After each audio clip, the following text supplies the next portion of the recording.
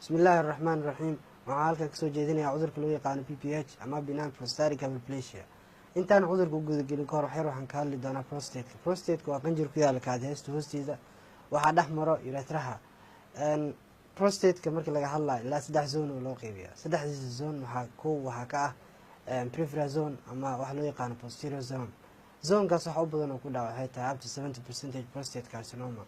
zonka labaad waxaa la central zone waxaa dhex mara ejaculated duct ama tuubada shahwada soo bixiso badanaa isaga cudur u badnaa up to 2% chance waxaa jiri karo in maarkan prostate carcinoma ku dhaco waxaa kaloo jiro transitional zone waxa la ama qaybta ugu soo horeysa ay xigto urethraha qaybtaas gudaheeda wax uma badnaa isaga prostate carcinoma waxaa laga yaabaa 20% chance inuu ku dhaco prostate carcinoma laakiin waxa u badan oo ku dhaco waxaa waaye PPH-ka ama benign prostatic hyperplasia markii laga hadlayo marka cudurkaas maxaa la benign prostatic hyperplasia benign prostatic hyperplasia waxaa waa qaybta gudaha transitional zone-ka ama qaybta soo xigta kaadheysta wadada kaada mareysa ama urethraha in maarkano ay gudaha usoo weynaato ama enlargement uu sameysmo oo gudaha usoo weynaado ay wadada xirto marka maxaa dhacaya haddii marka wadada ay xirmato waxaa dhacaya in kaadida ay soo bixi weyso waxaa dhacaya maarka in bladderkii full intay sameyso ay kaadida urinary leakage u dhaco incontinence waxa loo yaqaano in maarkano qofkii musqusha maanta dhan ku degdega urgency uu jiro maarkano in maarkano kaadidaysa qofka mar sometimes aysan kasoo bixinbo markii laga hadlaa marka diagnostic toolka waxa ugu muhiimsan intaan diagnostic u gudagelin waxaa waaye ilaa 8 su-aalood oo loo yaqaano IPSS ama international prostatic symptom score ilaa 8 su-aala la weydiiya ay kamid tahay qofka intuu habeenku soo kaco qofka kaadidiisa macnaa awood ma leedahay up to 8 questions aa la weydiiyaa digriigu maarkano markaas maraya ku xiran tahay qofka inuu operation u baahan yahay mise treatment u baahan yahay diagnosis marka laga hadlayo maxaa la isticmaali karaa qofka markii laga hadlayo laboratory workout markii laga soo baxo caadi ahaan markii laboratory la iska dhaafo waxa ugu badan la sameeyo waxay tahay marka in ultrasound la saaro in marka urodynamic la sameeyo urodynamic-ga muhiimadiisa ugu muhiimsan waxay tahay in marka lagu ogaado in marka prostate problem uu qofka qabaa mise bladder problem uu qofka qabaa especially hadduu qofka marka above 40 uu yahay oo kale in marka urodynamic la sameeyo ayaa muhiim ah si maarkano looga warhayo qofkan ma prostate problem uu qabo qofkan PPH uu qabo structure jiro mise bladder neurogenic bladder oo kale maarkano muu qabo qofka hadii kaadi soo bixin intaas marka la tagaa marka differential diagnosis marka laga hadlayo cudurkan waxa ugu badan oo lagu qaldo waxay tahay neurogenic bladder stone chronic prostatitis oo kale qofka markuu qabo kale especially markuu qofka amrada cabo kale maarkano in aad ka fiirisid chronic prostatitis inuu qabo kale old age markuu yahay qamro soo cabo kale qofka in iska fiirso dhada prostatitis ma qabta waxyaalahaas inkastoo hadda wadankeena aysan qamro oolin maarkin qofkii urinary stricture oo kale inuu urethral stricture oo kale inuu jiro qofka maarkin urethral stone oo qabo kale qofka maarkin symptoms iska daba dhow yihiin markii laga hadlayo marka treatment-iga ama qaabka loo daweeyo qaybta ugu muhiimsan oo aan ka hadlo badanaa cashiradeeda waxaa waaye dawada iyo noocyadeeda kala duwan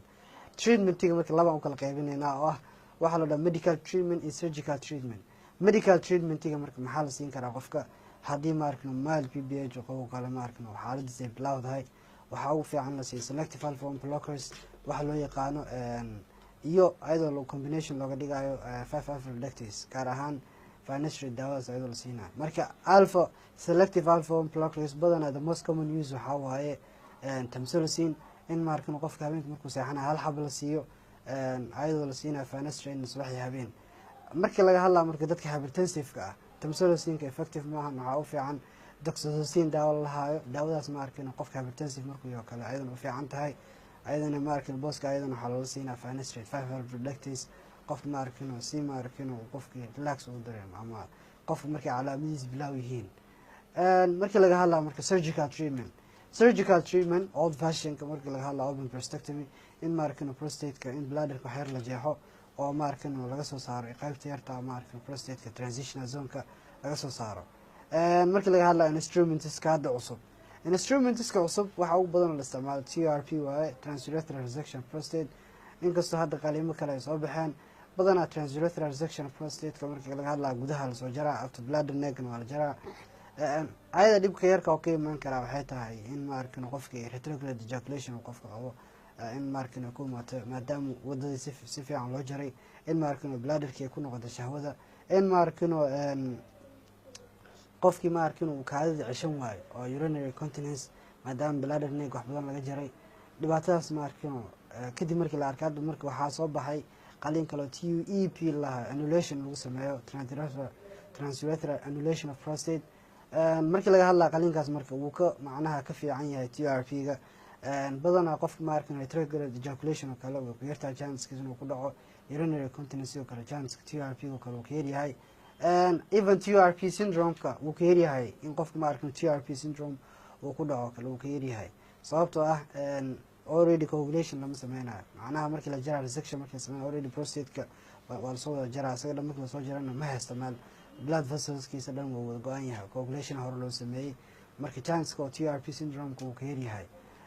markii qaliimada kale maxay tahay qofku markuu prostatekiisa yaryaho kale TUIP wax lagu sameeyaa ama transurethral incision of prostate oo ah in bladder neck 5 degree oo in laga jaro up to urethral orifice markino urethral orifice in laga soo jaro bladder neck lagu daro markino laba xariiq laga sameeyo si markin septumiska qofka caadi uga noqdo. waxaa kaloo jira markino in qofkii holop wax la dhaho ama aluminium laser in la isticmaalo caadi annulation camal waa ayadana markino vibration lagu sameynaa prostate-ki ayadana markin laser loo isticmaalaa. waxaa kaloo jirta ayadana markino in qofkii stent la geliyo oo ah prostatic stent sida dadka waayeelka oo anesthesia aan kasoo bixi karin waxaa la sameeyaa stent yar gelina stentigaasna waxaa la dhigaa labada loob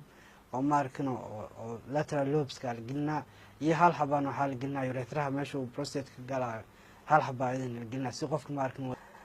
waxaa kaloo jira markino qaliimo hadda markino waxaa jira qaybo cusub hadda soo baxay oo embolization lagu sameeyo prostatic artery-ga hadda wadanka Mareykanka ugu badan waa study hadda socoto marka waxaa la sameynaya markan prostatic artery markan in blockage lagu sameeyo si necrosis loogu sameeyo prostate-ka oo growth-ka u yareeyo. marka laga hadlaa marka complication maxaa ku imaan kara haddaan la dawin cudurka waxa ugu badan oo ku imaan kara waxay tahay bladder stone oo kale qofka inuu ku dhaco in markino cystitis oo ku dhaco kale inflammation of the bladder in markino infection kaadheysta ku dhacdo in markino kidney stone oo ku imaan kara xataa markino maadaama obstruction meesha jirto. waxaa kaloo imaan karo markino in bladder damage imaan karaa. waxaa kaloo imaan kara kidney failure ku imaan kara haddii waqti badan ay joogto kale markino hydronephrosis inta ku bato maadaama obstruction meesha jiro in markino saas ay dhibaato uga imaado.